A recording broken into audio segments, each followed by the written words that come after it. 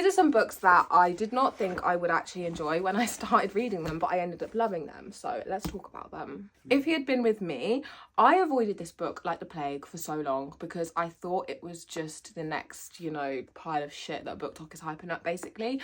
And I was pleasantly surprised. I did rate it 5 stars, but I read it when I was at work. And my old job, I just used to sit there in silence, bored out of my mind all day. So I think you could have put anything in front of me and it would have been a 5 out of 5.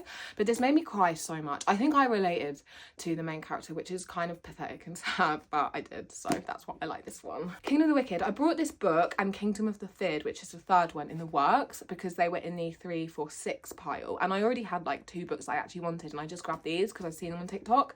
And when I started reading them, I didn't even have the second book yet. But oh my god, I was pleasantly surprised. This was probably my favourite romantasy that I read last year. I had a really shit year of reading, so that doesn't really actually mean anything. But I think it's a really original story. I love the characters and the spin-offs she's got for all the other princes of Hell Now. It's just great. Powerless. I had to start this like 3 times because every time I just couldn't see anything other than Hunger Games.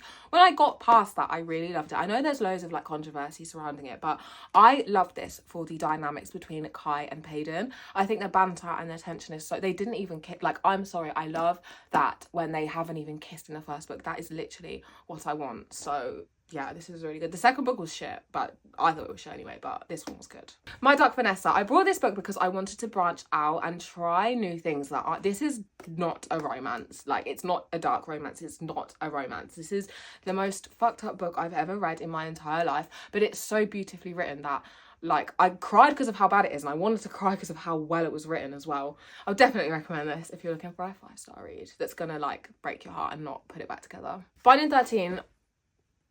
Sorry, what the fuck do you actually have to say? That is that long. I didn't think I would like it because I thought, what do you actually have to go on about for nearly 800 pages? Also, I knew it was a sports romance set in school and I just do not vibe with books that are set in school, but this was so good. Genuinely, Johnny and Shannon are like one of my favourite book couples ever. This one, I really love this. This was a 5-star because it was really good. The Predator. So this book, I downloaded it on my phone ages ago and I went to read it and I saw it was set in like the 1800s and it was in 3rd person and I thought, not today. And then a few months later I literally had absolutely nothing left to read and I started it and oh my god, it's my favourite mafia romance series ever. I think the first 2 books are definitely my favourite. I haven't even read the last one yet because I don't remember what happened, but my god, this was a series that made me realise like 3rd person isn't actually that bad. Like, stop being a child.